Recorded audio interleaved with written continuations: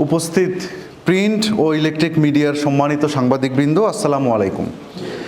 আপনারা সকলেই অবগত আছেন যে বর্ডার গার্ড বাংলাদেশ দেশের সীমান্ত সুরক্ষা, চোরাচালান দমন, অভ্যন্তরীণ আইন শৃঙ্খলা রক্ষা এবং জনকল্যাণমূলক বিভিন্ন কার্যক্রমে নিরলসভাবে কাজ করে যাচ্ছে।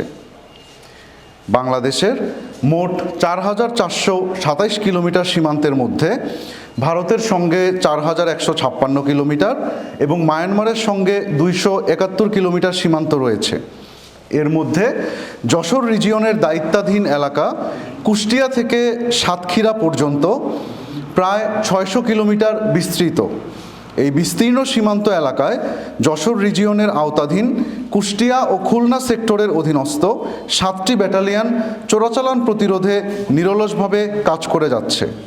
তাদের নিরলস প্রচেষ্টার ফলে গত ১ জানুয়ারি ২০২৫ হতে ৩১শে ডিসেম্বর ২০২৫ তারিখ পর্যন্ত গত এক বছরে ৩৮০ জন আসামি সহ সর্বমোট ৩৭৭ কোটি ৪৬ লক্ষ ৭৫ হাজার ৬২০ টাকা মূল্যের চোরাচালানি মালামাল আটক করা সম্ভব হয়েছে।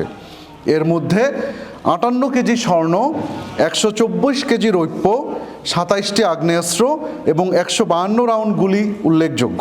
কুষ্টিয়া ব্যাটালিয়ন ৪৭ বিজিবি যশোর রিজিয়নের আওতাধীন কুষ্টিয়া সেক্টরের অধীনস্থ একটি ব্যাটালিয়ন। এই ব্যাটালিয়ন কুষ্টিয়া জেলা এবং মেহেরপুর জেলার গাংনী উপজেলায় মাদক ও চোরাচালান দমনে নিরলসভাবে কাজ করে যাচ্ছে। এই নিরলস প্রচেষ্টায় গত এক বছরে ১৩৯ জন আসামি সহ সর্বমোট ১০৩ কোটি ২৫ লক্ষ ৭০ হাজার ৪৫৬ টাকা মূল্যের মাদক ও অন্যান্য চোরাচালানি মালামাল আটক করা হয়েছে। এর মধ্যে ১.৩৩ কেজি স্বর্ণ, ১৫ কেজি রৌপ্য, ১৫টি আগ্নেয়াস্ত্র, ১৩টি ম্যাগাজিন, ২৭ রাউন্ড গুলি এবং ৮০ বক্স এয়ারগানের গুলি উল্লেখযোগ্য। এছাড়াও ৩,৮৮০ বোতল বিদেশি মদ, ২৩ কেজি হেরোইন, ৭০,৮২০ পিস ইয়াবা ট্যাবলেট, ১০,৫৭০ বোতল ফেন্সিডিল এবং ৬০২ কেজি গাঁজা আটক করা হয়েছে।